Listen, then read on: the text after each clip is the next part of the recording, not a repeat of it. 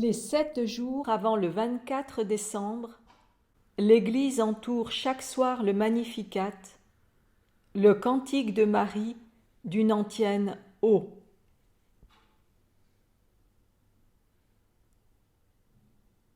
Ô sapientia,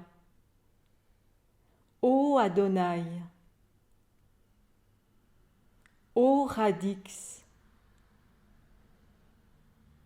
ô clavis,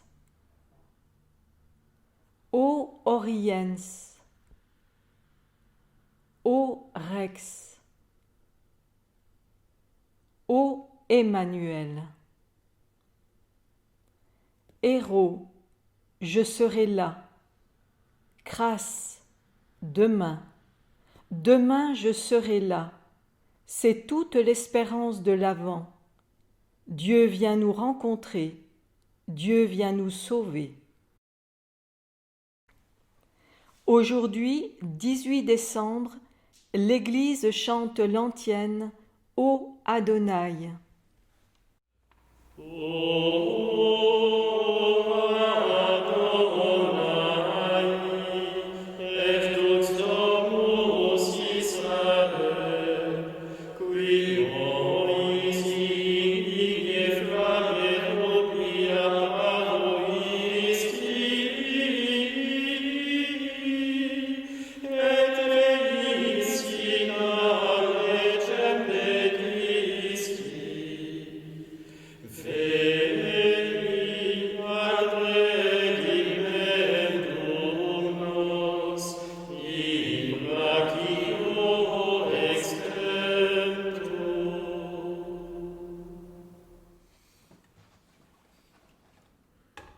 Ô Adonai, chef de la maison d'Israël, tu t'es révélé à Moïse dans le buisson ardent et tu lui as donné la loi au Sinaï. Viens, délivre-nous par ton bras étendu.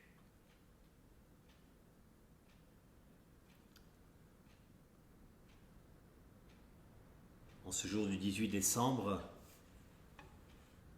nous arrivons à la seconde antienne Ô, qui, comme toutes les antiennes de ces 7 jours avant le 24 décembre, implore la venue du Christ. Veni, viens, Maranatha.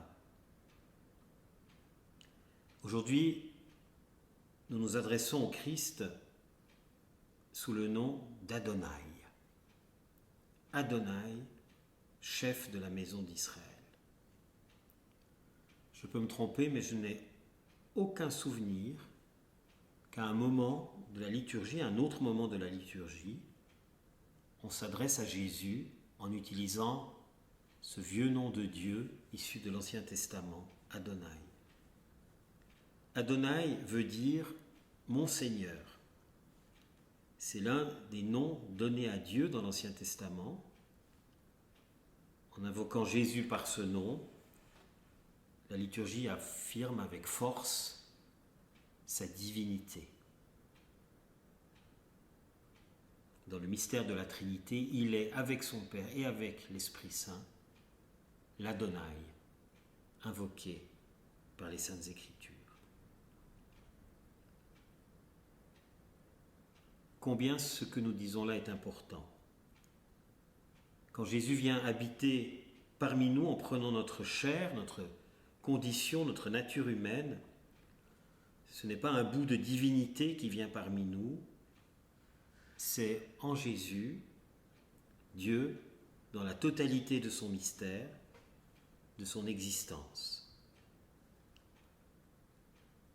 Dieu tout entier, en Jésus, vient habiter parmi nous. Et cette inhabitation de Dieu en nous se poursuit de manière très forte, maintenant encore, notamment dans le sacrement de l'Eucharistie. L'antienne que nous méditons aujourd'hui, que nous prions avec toute l'Église, fait allusion à 2 moments importants de l'Exode, l'histoire de la délivrance d'Israël. Ô Adonai, chef de la maison d'Israël, dit-elle, tu t'es révélé à Moïse dans le buisson ardent et tu lui as donné la loi au Sinaï. Le buisson ardent et le don de la loi au Sinaï. Commençons par le buisson ardent. On trouve le récit concernant le buisson ardent au chapitre 3 du livre de l'Exode. Moïse était berger du troupeau de son beau-père Jéthro, prêtre de Madian. Il mena le troupeau au-delà du désert et parvint à la montagne de Dieu, à l'Horeb. L'ange du Seigneur lui apparut dans la flamme d'un buisson en feu. Moïse regarda, le buisson brûlait sans se consumer. Moïse se dit alors, je vais faire un détour pour voir cette chose extraordinaire. Pourquoi le buisson ne se consume-t-il pas? Le Seigneur vit qu'il avait fait un détour pour voir, et Dieu l'appela du milieu du buisson. Moïse, Moïse. Il dit, me voici. Dieu dit alors, n'approche pas d'ici, retire tes sandales de tes pieds, car le lieu où tu te tiens est une terre sainte.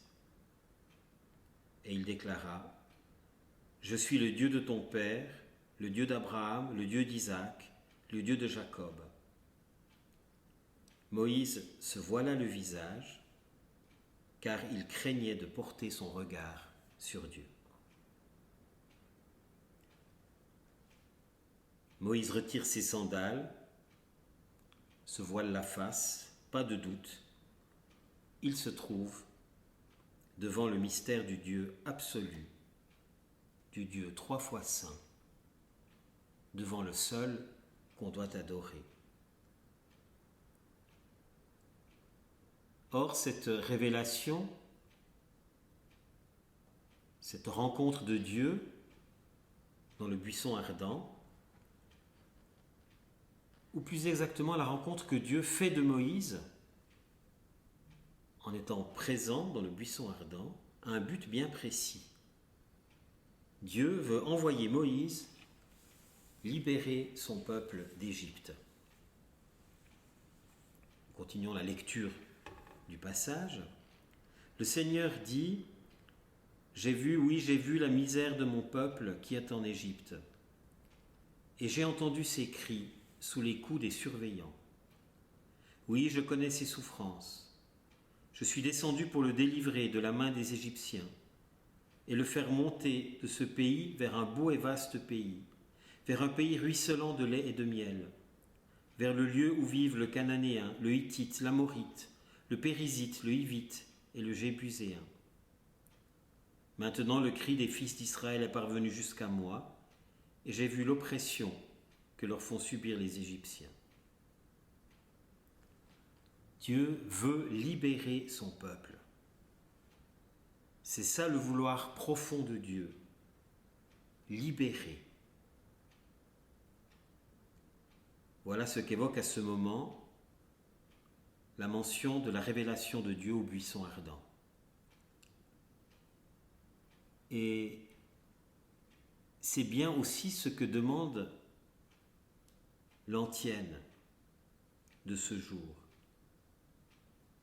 dans son Maranatha. Comme toutes les autres antiennes, elle dit « viens » et elle précise « viens, délivre-nous par ton bras étendu ». En latin, « brachio extento », par ton bras étendu. Ce bras étendu de Dieu, c'est une expression typique de l'Ancien Testament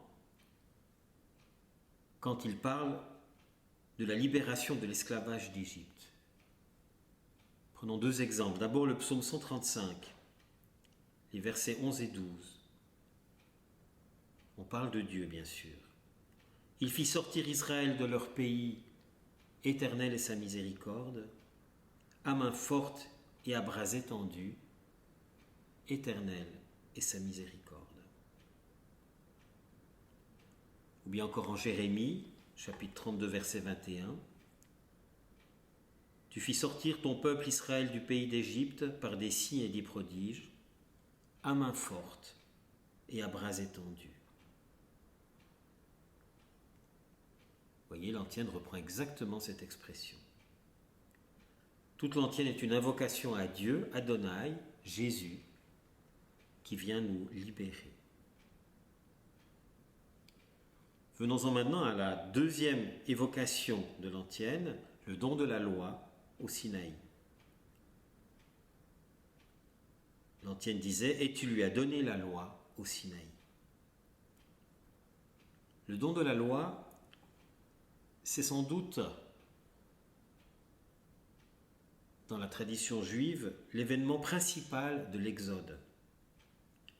C'est le moment par excellence de l'alliance entre Dieu et son peuple. Dans l'histoire de Moïse, on est bien après l'épisode du buisson ardent. Il a fallu aller en Égypte, exiger du pharaon la libération du peuple, ce qui ne s'est pas fait sans mal. Il y a eu l'histoire des 10 plaies d'Égypte, qu'on connaît bien. Il a fallu aussi convaincre le peuple de partir, ce n'était pas plus simple. Le convaincre de quitter l'esclavage et de s'en aller. Et puis il y a eu le départ, le passage de la mer Rouge, et maintenant la rencontre au Sinaï, qui se matérialise par le don de la loi, en particulier par ce que nous appelons les 10 commandements, en fait les 10 paroles. Au chapitre 19 de l'Exode, versets 5 et 6, « Maintenant donc, si vous écoutez ma voix et gardez mon alliance, vous serez mon domaine particulier parmi tous les peuples, car toute la terre m'appartient. Mais vous, vous serez pour moi un royaume de prêtres, une nation sainte. Si vous écoutez ma voix et gardez mon alliance, écoutez la voix de Dieu, c'est garder son alliance. Souvent dans notre pensée actuelle, on confond loi divine et moralisme.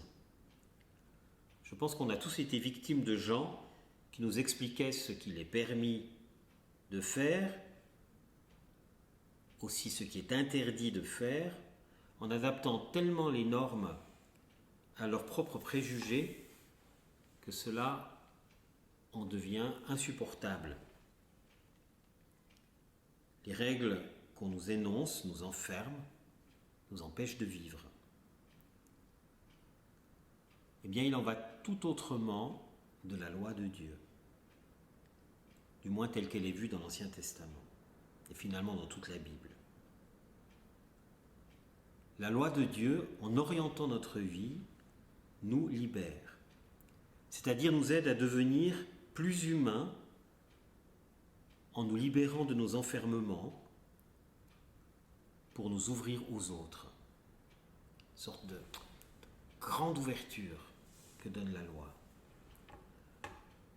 Écoutons un tout petit passage de Saint Paul au chapitre 5 de l'Épître aux Galates, les versets 13 et 14. « Vous, frères, vous avez été appelés à la liberté, mais que cette liberté ne soit pas un prétexte pour votre égoïsme.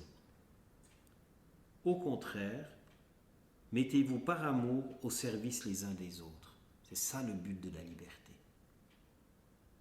L'amour et le service les uns des autres. Car, continue saint Paul, toute la loi est accomplie dans l'unique parole que voici, tu aimeras ton prochain comme toi-même.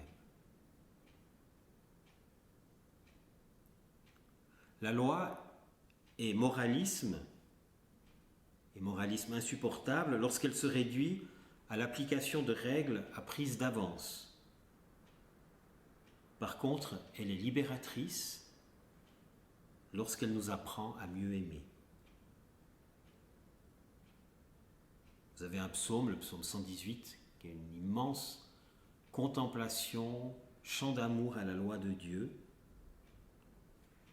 Je vous en lis juste un verset, verset 18. « Ouvre mes yeux, que je contemple les merveilles de ta loi. » La loi est une merveille lorsqu'elle est vécue selon Dieu.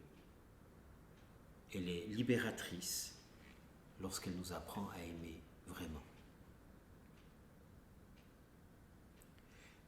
Hier, nous avons parlé de la prudence que nous demandions dans l'antienne O Sapientia. C'est justement la prudence qui fait que nous vivions la loi comme il se doit, non comme une observation de 1000 règles pour être en ordre, mais comme une éducation à l'amour véritable, comme une libération de nous-mêmes pour nous tourner vers l'autre. L'antienne de ce jour est tout entière une invocation à celui qui peut et qui veut nous libérer, nous délivrer de tous nos esclavages, de toutes nos fermetures.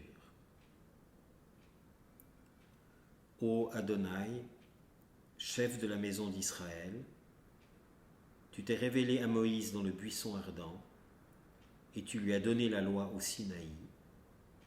Viens, délivre-nous par ton bras étendu.